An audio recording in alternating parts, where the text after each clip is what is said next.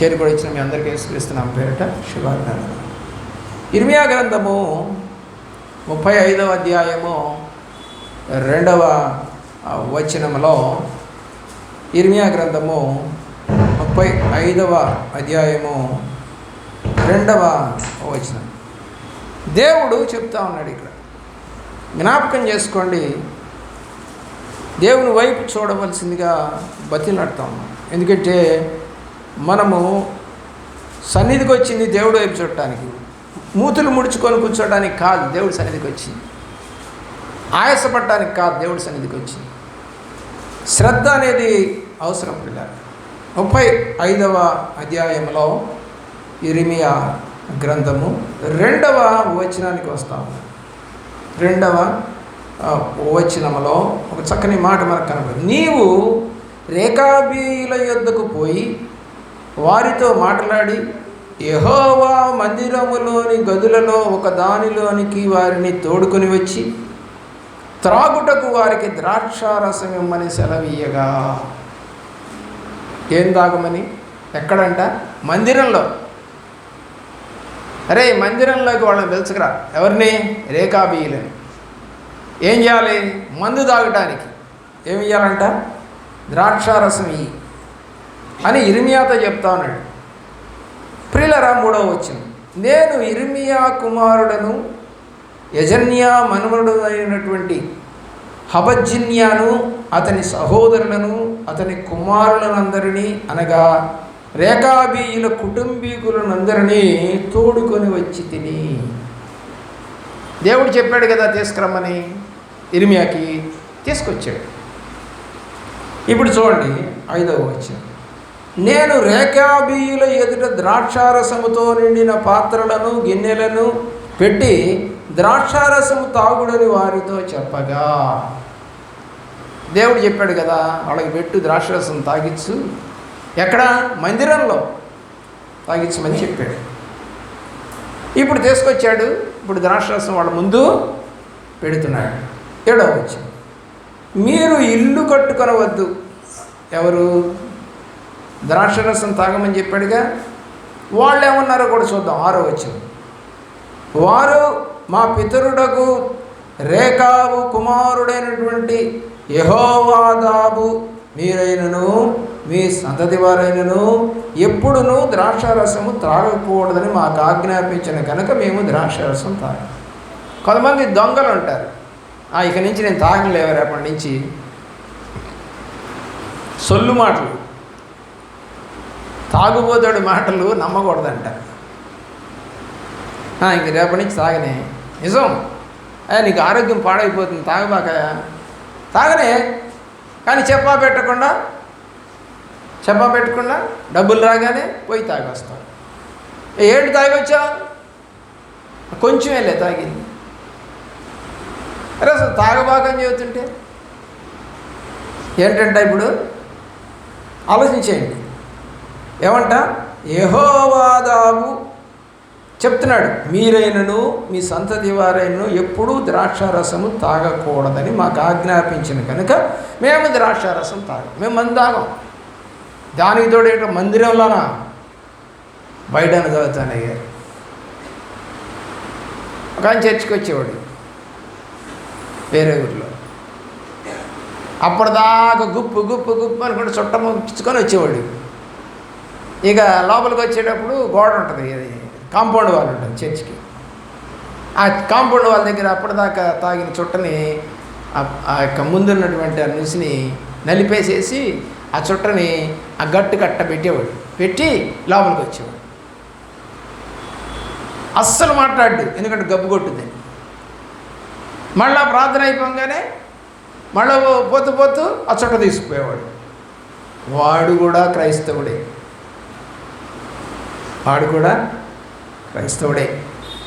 ఇక్కడ దేవుని ప్రేమిస్తున్నటువంటి ప్రియబిడ్డలారా, యెహోవాదాబు చెప్పినట్టుగా మేము ద్రాక్షరసం తాగం. 7వ వచనం, మీరు ఇల్లు కట్టుకోవద్దు. ఇంకా ఏమేం చెప్పాడో చెప్తున్నారు. యెహోవాదాబు ఏం చెప్పాడో చెప్తున్నారు. ఇల్లు కట్టుకోవద్దు, విత్తనములు విత్తవద్దు, ద్రాక్ష తోట నాటవద్దు. ఏమండి? అది మీకుండనే కూడదు. మీరు దేవుని యొక్క ప్రేమలో. పరవాసము చేయు దేశంలో దీర్ఘాయుష్మంతులగినట్లు మీ దినములన్నీ గుడారముల్లోనే మీరు నివసింపవలని అతడు మాకు ఆజ్ఞాపించాడు. కావున మా పితరుడైన రేకాబు కుమారుడకు యెహోవాదాబు మాకు ఆజ్ఞాపించిన సమస్త విషయములలో అతని మాటను బట్టి మేము కానీ, మా భార్యలు కానీ, మా కుమారులు కానీ, మా కుమార్తెలు కానీ ద్రాక్షారసము త్రాగుటలేదు. ఎంత గొప్ప మాట అండి! ఎందుకు మేము మందు తాగట్లేదు? మా పెద్ద ఆయన చెప్పాడు, మీరు తాగకూడదు, వర్ధిల్లాలి అంటే తాగకూడదు అని చెప్పాడు. కాబట్టి మేము త్రాగుటలేదు అని ఎవరితో చెప్తున్నారు? ఇర్మియాతో చెప్తా ఉన్నారు. మా తండ్రి అయిన యెహోనాదాబు మాకు ఆజ్ఞాపించిన సమస్తమును బట్టి మేము విధేయులమగునట్లుగా కాపురమునకు ఇళ్ళు కట్టుకొనలేదు, ద్రాక్ష వనములను కానీ పొలములను కానీ సంపాదించటలేదు, విత్తనమైనను చల్లుటలేదు, గుడారములోనే నివసించుచున్నాము. అయితే బబులోను రాజైన నెబుకద్నెజరు ఈ దేశమును ప్రవేశించగా కల్దీయుల దండునకు సిరియనుల దండునకును భయపడి మనము యెరూషలేమునకు పోదము రండని మేము చెప్పుకుంటే కనుక మేము యెరూషలేములో కాపురమున్నామని చెప్పి. ఎందుకున్నాం ఇక్కడ యెరూషలేములో? జరిగిన సంగతి ఇంతా కూడా చెప్తా ఉన్నారు. మా కుటుంబాలు అన్నీ కూడా ఆజ్ఞ ప్రకారం నడుస్తున్నాం. మా పెద్ద ఆయన చెప్పిన ఆజ్ఞ ప్రకారం నడుస్తున్నాం. నువ్వు పెద్ద ఆయనగా ఇంట్లో ఉన్నావేమో, నువ్వు ఆజ్ఞ ఇవ్వడానికి తగినట్టుగా నువ్వు నడవకపోతే నీ పిల్లలకి ఏమని ఆజ్ఞిస్తావు? మందు తాగొద్దు, బయట తిరగొద్దు, డబ్బులు వ్యర్థంగా ఖర్చు పెట్టద్దు అనే ధైర్యం నీకు ఎక్కడది? నువ్వు సక్రమంగా నడుస్తుంటే అడగొచ్చు, నువ్వు మంచి మాటలు మాట్లాడుతుంటే అనొచ్చు, నువ్వు కొడతావు, తిడతావు, బూతులు అంటావు, ఇంకేముంటుంది? నువ్వు ఎవరికి నువ్వు ఆర్డర్ చేయగలుగుతావు? నువ్వు నీ దగ్గర సరైనటువంటి స్థితి లేనప్పుడు ఎవరిని ఆర్డర్ చేస్తావు? ఆ పని పిల్ల ఒక అమ్మాయి, ఆ అమ్మాయి రెండో పెళ్లి చేసుకుంది. ఆ భర్తని అతను అంటాడో ఏమంటుందో మనకు తెలియదు. సంవత్సరంలో ఒక 10 సార్లు వాళ్ళు విడిపోయి ఉంటారు. సంవత్సరంలో 10 సార్లు వాళ్ళు వీళ్ళు మాట్లాడుకోరు. భర్తే ఆ ఇంటికి పోదు, వాళ్ళ అమ్మ ఇంటి పడుకుంటుంది. మళ్ళీ ఒక నెల అయిన తర్వాత మళ్ళా కలుసుకుంటారు. మళ్ళీ ఒక నెల కానీ మళ్ళా గొడవ, మళ్ళా విడిపోతారు. విడిపోవడం అంటే ఏం లేదు, మాట్లాడుకోరు అంతే. మరి ఆడు ఎక్కడ తింటాడో ఏం చేస్తాడో నాకు భలే బాధ వస్తుంది. ఏందమ్మా ఈ సంసారం ఏంటి అసలు? నెల నెల గొడవ పెట్టుకోవడం ఏంటి?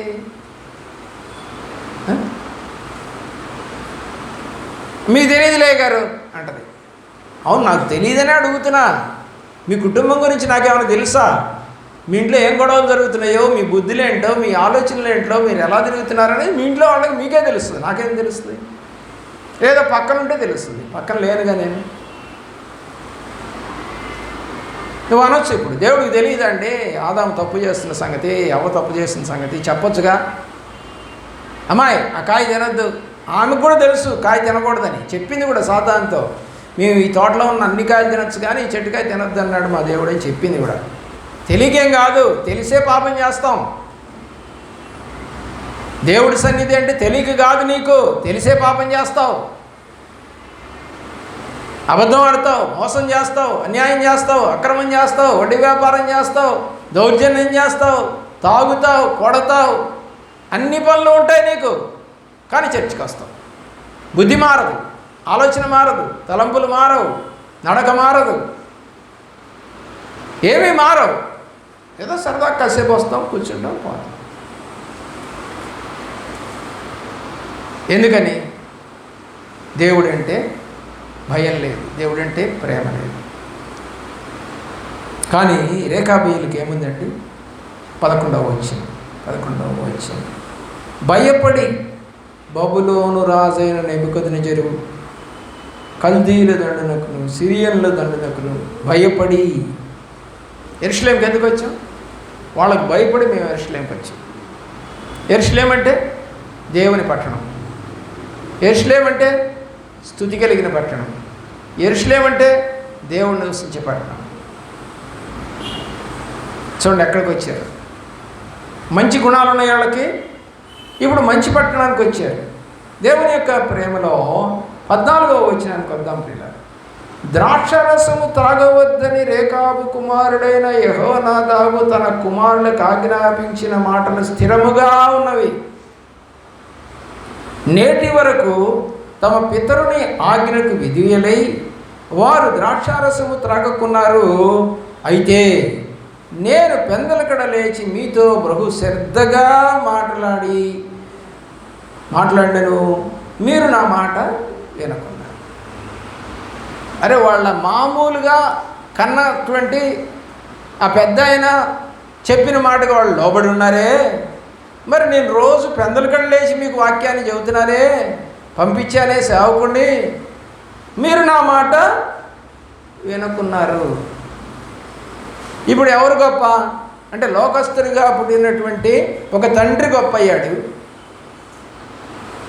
పరమ తండ్రి అయినటువంటి యెహోవానికి గొప్ప కాలేదు. మీరు నా మాట వినకున్నారు. 15వ వచనం. మరియు పెందలకడ లేచి ప్రవక్తలైనటువంటి నా సేవకులందరినీ మీ వద్దకు పంపుచు ప్రతివాడును తన దుర్మార్గతను విడిచి మీ క్రియలను చక్కబరుచుకొనిన ఎడలు అన్య దేవతలను అనుసరింపకయు వాటిని పూజింపకయు నుండి ఎడలను నేను మీకును మీ పితరులకును ఇచ్చిన దేశంలో మీరు నివసింతురని నేను ప్రకటించితిని గాని మీరు చెవియొక్కకు నా మాట వినకపోతే. నా మాట వింటలా, మీ ఇష్టం వచ్చినట్టు నడుస్తుంది. ఏం చేయాలి?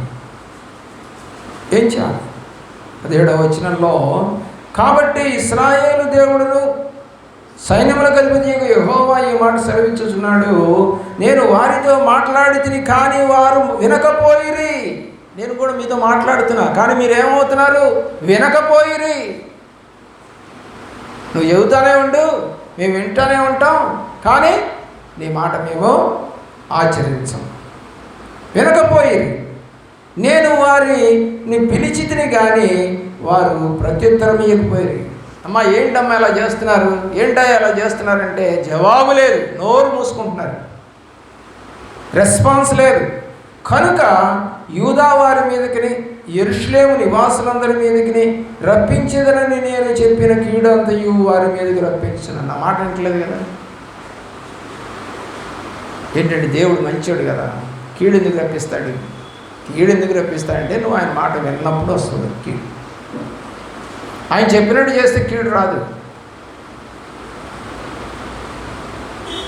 నువ్వు ఎప్పుడు మారుతావో, ఎలా మారుతావో, గద్దించిన మారట్లా, ఏమండి పెందలకడ లేచి సువార్త చెప్పిన మారట్లా, రమ్మని పిలిచిన రాట్లా, నీ ఇష్టం వచ్చినట్టుగా తిరుగుతూ ఏమంటున్నాడండి, వారిని పిలిచి తిని కానీ వారు ప్రత్యుత్తరం వేయకపోయారు. కనుక యూదా వారి మీదకి యెరూషలేము నివాసులందరి మీదకి కీడు రప్పిస్తున్నారు.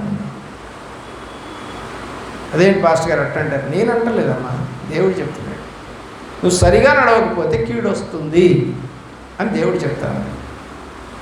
రప్పిస్తా నేను అని దేవుడు చెప్తాను. 18వ వచనం కూడా చూద్దాం. మరియు ఇర్మియా రేకాబీయులను చూచి ఇట్లనే, ఇశ్రాయేలు దేవుడును సైన్యములకు అధిపతి యెహోవా ఇలాగ సెలవిచ్చుచున్నాడు, మీరు మీ తండ్రి అయిన యెహోనాదాబు ఆజ్ఞకు విధేయులై అతని విధులన్నింటినీ గైకొని అతడు మీకు ఆజ్ఞాపించిన సమస్తమును అనుసరించుచున్నారు. కాబట్టి ఇశ్రాయేలు దేవుడును సైన్యములకు అధిపతి యెహోవా సెలవిచ్చినదేమనగా, నా సన్నిధిలో నిలుచుటకు రేకాబు కుమారులైన యెహోనాదాబును సంతతివాడు ఎన్నడూ ఉండక మానడు. ఎంత ఆశీర్వాదం అండి! టోటల్గా ఇక ఆయన ఈ భూమి మీద లేదా ఈ లోకల్లో దేవుడు ఉండకుండా మానడుగా. ఆయన ఉన్నంతకాలం ఎక్కడుంటారంటే వీళ్ళు రేకాబు కుమారుడైన యెహోనాదాబును సంతతివాడు ఎన్నటికి ఆయన సన్నిధిలో ఉండక మానరు. ఇంకెప్పుడు ఉంటారంటే వాళ్ళు. ఎవరిది ఈ ఆశీర్వాదం? తండ్రి మాట విని నడిచినటువంటి కుమారుడు. తండ్రి మంచోడు, మంచి మాటలు చెప్పాడు, అదే మాట ప్రకారం నువ్వు కూడా నడిస్తే నువ్వు కూడా దేవుని సన్నిధిలో నిత్యము ఉండేటట్టుగా చేశాడు. దేవుడు బాధపడుతూ ఉంటాడు. 2 దినవృత్తాంతాల గ్రంథం దేవుని యొక్క ప్రేమలో 2వ అధ్యాయం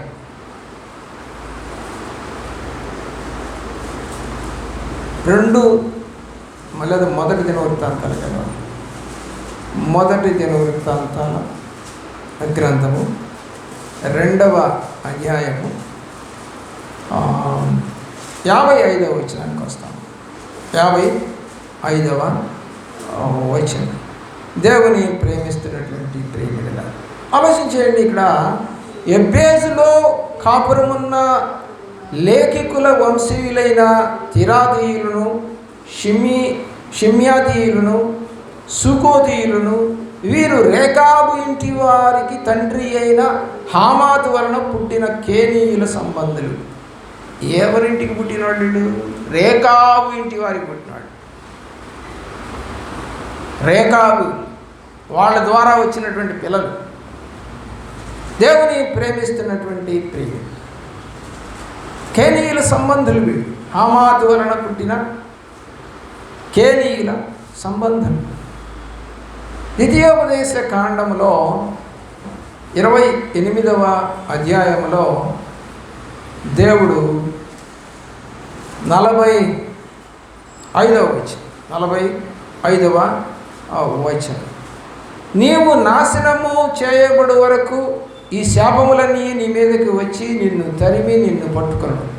ఎలయనగా నీ దేవుడైన యెహోవా నీకు ఆజ్ఞాపించిన ఆయన ఆజ్ఞలు ఆయన కట్టడలను అనుసరించి నడుచుకున్నట్లు నీవు ఆయన మాట వినలేదు. రేకాబీయులు విన్నారు, ఇశ్రాయేలు యెరూషలేము నివాసులు వినలేదు. అందుకే కీడొచ్చింది వాళ్ళకి. కానీ రేకాబు సంతానములో వాళ్ళ నాన్నగారు చెప్పినట్టుగా నడిచారే, కాబట్టి వాళ్ళు ఆయన మాట విన్నారే, కాబట్టి మీరు నా ఆజ్ఞలు కట్టడలు అనుసరించి నడుచుకున్నట్లు నీవు ఆయన మాట వినలేదు కదా, వినటం లేదు అంటున్నాడు. న్యాయాధిపతుల గ్రంథము 2వ అధ్యాయము 2వ వచనములో, మీరు ఈ దేశ నివాసులతో నిబంధన చేసుకొనకూడదు, వారి బలిపీఠములను విరగొట్టవలనని ఆజ్ఞ ఇచ్చితిని, కానీ మీరు నా మాట వినలేదు. అమ్మా, ఇప్పటికీ కూడా మీ ఇంట్లో ఆ మరియమ్మ బొమ్మను, లేకపోతే ఆ దేవుడు బొమ్మను, లేకపోతే ఇది యేసు ప్రభు బొమ్మను పెట్టుకోవద్దమ్మా, పూజ చేయొద్దమ్మా, దండం పెట్టొద్దమ్మా అని అంటే ఏం చేస్తున్నారు? నా మాట వినలేదు. ఏముందయ్యా, ఏళంగి పోయి తెచ్చుకున్నాంలే, మేము గుణదలు పోయి తెచ్చుకున్నాంలే, యేసు బొమ్మని పెట్టుకున్నాంలే. యేసు బొమ్మ ఎట్టుంటుందో నీకు తెలుసా? ఎవరు చెప్పారు యేసు బొమ్మ ఇలా ఉంటుందని? యేసు బొమ్మ నువ్వు వేయగలిగిన శక్తి ఉందా నీకు? చూసిన వాళ్ళే ఇలా చూడకుండా నువ్వేమే వేస్తావు. ఆర్టిఫిషియల్ అంటారు దాన్ని, నిజం కాదు అది. నా మాట వింటలేదు. దేన్ని నేను ఎంచుకోవాలో, దేన్ని నేను తీసేయాలో నీకు ఇంతవరకు తెలియలేదు. నువ్వు కూడా రక్షణ పొందాను అని చెప్తావు. దేవుని యొక్క ప్రేమలో ఎప్పటికీ మీ సంతతి దేవుని సన్నిధిలో నిలుచును అని యెహోవా సెలవిస్తున్నాడు రేకాబీయులకు. 35:19 తిరిగాను. ప్రియులరా, కీర్తనాకారుడు రాస్తా ఉన్నాడు. 24వ కీర్తన గ్రంథము దేవుని యొక్క ప్రేమలో 24వ కీర్తన 3-4 వచనాలు కొడతాం. యెహోవా పర్వతమునకు ఎక్కదగిన వాడెవడు? ఆయన సన్నిధిని స్థలములలో నిలవదగిన వాడెవడు? వ్యర్థమైన దాని యందు మనసు పెట్టకయు, కపటముగా ప్రమాణము చేయకయు, నిర్దోషమైనటువంటి చేతులు, శుద్ధమైన హృదయమును కలిగి ఉండు వాడే కదా. ఎవరు ఆయన సన్నిధిలో నిలబడతారు? ఇప్పుడు రేకాబీయులను దేవుడు నా సన్నిధిలో నిలబెడతాను అని చెప్పుకుంటున్నాడు. నా సన్నిధిలో నిత్యము ఉంటారని చెప్పుకున్నాడు. ఎవరు ఉంటారంట? దేవుని యొక్క ప్రేమలో వ్యర్థమైన దాని యందు మనసు పెట్టక, కపటముగా ప్రమాణం చేయక, నిర్దోషమైన చేతులు, శుద్ధమైన హృదయం కలిగిన వారు. ఈ 4 క్యారెక్టర్స్ నీకు ఉన్నాయా? ఈ లక్షణాలు నీకు ఉన్నాయా? ఉంటే అప్పుడు నువ్వు దేవుడి సన్నిధిలో నిలబడగలుగుతావు. ఏదో వచ్చామండి దేవుడి సన్నిధికి వచ్చామంటే కుదరదు, నిలబడలేవు, జారిపోతావు, పడిపోతావు, వెనుతిరుగుతావు, దేవునికి విరుద్ధంగా మాట్లాడతావు. ఏంటంటే రాకపోతే అనే మాటలు వస్తాయి నీలో నుంచి. సాతాను బానిసమైపోతావు. లోబడలేని ప్రజలకు శ్రమ బైబిల్ ప్రకారం. అలాగే మనము ఇర్మియా గ్రంథము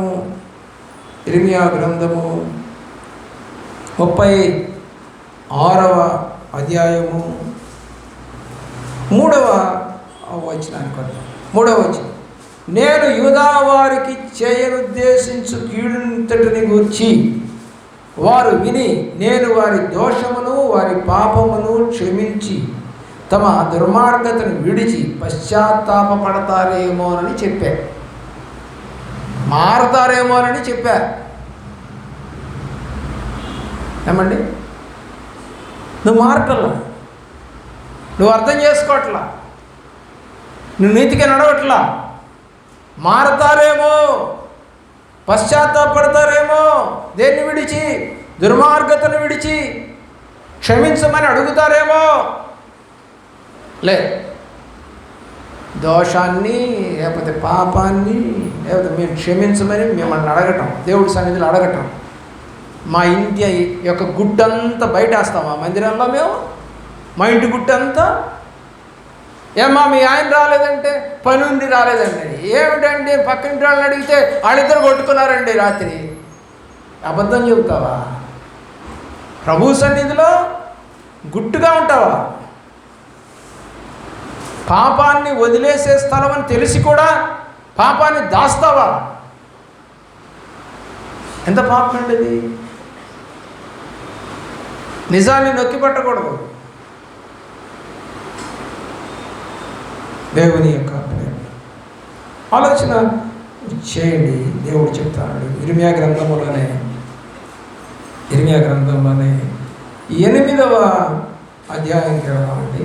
8వ అధ్యాయము 6వ వచనం, నేను చెవియొగ్గి వారి మాటలు విని ఉన్నాను, పనికి మాలిన మాటలు వారు ఆడనుకొనుకుంటున్నారు, నేనేమి చేసి తినని చెప్పి తమ చెడుతనమును గూర్చి పశ్చాత్తాపడు వాడొక్కడనూ లేకపోయాను. ఏంటంటే వారు ఆడుకొనుచున్నటువంటి ఆ చెడ్డ మాటలు, పనికి మాలిన మాటలు వారు ఆడుకొనుచున్నారు, నేనేమి చేసి తినని చెప్పిది. తన చెడుతనమును గూర్చి పశ్చాత్తాపడు వాడొక్కడనూ లేకపోయాను.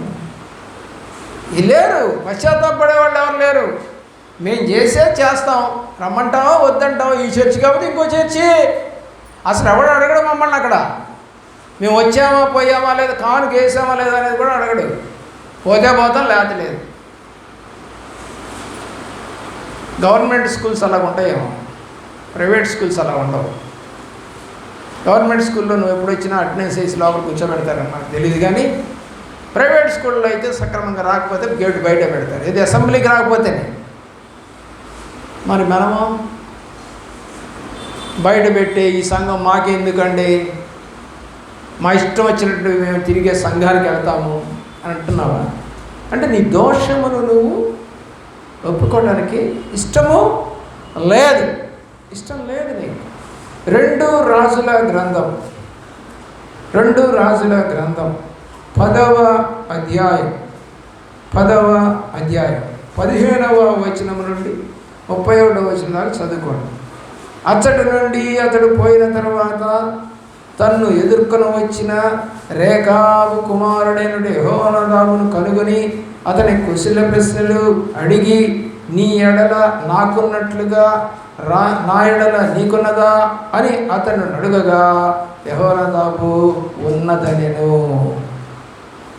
ఇక అదంతా ఒక లిస్ట్ ఉంటుంది, మీరు చదువుకోండి. రేకాబు కుమారుడు మాట్లాడిన పద్ధతి. ఇక్కడ ఒకటే మాట దేవుడు బాధపడుతూ చెప్తున్నటువంటి మాట ఏంటి అదంటే, వాళ్ళ తండ్రి మాట వాళ్ళు విని మందు తాగమంటున్నారు. మందిరంలో కూర్చోబెట్టి ఎవరు లేని చోటకి తీసుకొచ్చి నిన్ను మందు తాగమంటే తాగమంటున్నారు. కానీ మనం ఏం చేస్తాం చెప్పండి? అందరూ ఉంటే కూడా పోయి, నేను కూడా మందు తాగిన రోజుల్లో ఏం చేసేవాడు అంటే అండి, పల్లెటూరులో ఏముండవు సాగు. ముందు మాత్రం ఏదో చిన్న పూరిపాకలో మందు అమ్ముతుంటారు. ఆ వెనకాలన్నీ తోటలే ఉంటాయి, పొలాలే ఉంటాయి. అక్కడ వేస్తారు కుర్చీలు, బల్లల్లాగా ఉంటాయి, సిమెంట్ బల్లల్లాగా. ఇక దాని మీద కూర్చొని తాగటమే. చీకట్లో వెలుగులో ఉండాల్సినటువంటి మనుషులు ఎక్కడికి వెళ్ళిపోతున్నారండి? మందు తాగేటప్పుడు చీకట్లోకి వెళ్తారు. బార్లో కూడా మసక చీకటి. ఎక్కడైనా సరే చీకటిలోకి వెళ్ళిపోతారు. వాళ్ళ బుద్ధి అది ఎత్తే. వాళ్ళు వెలుగులో ఉండాల్సిన మనుషులు ఎక్కడికి వెళ్తారండి? చీకట్లోకి వెళ్తారు. దేవుని యొక్క రేఖాబీయులు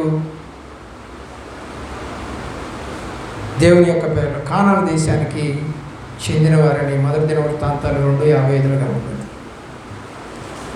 రేఖాబీయులు దేవుని వలె భూమి మీద ధనం కూర్చుకోవద్దని దేవుడు మత్తయి సువార్త 5:6-19 రాశాడు. దాన్ని కట్టుబడి జీవిస్తున్నామా అంటే లేదు. రేఖాబీయులు ఒక ప్రత్యేకమైన జనాంగం. మరి మనం ఎవరం?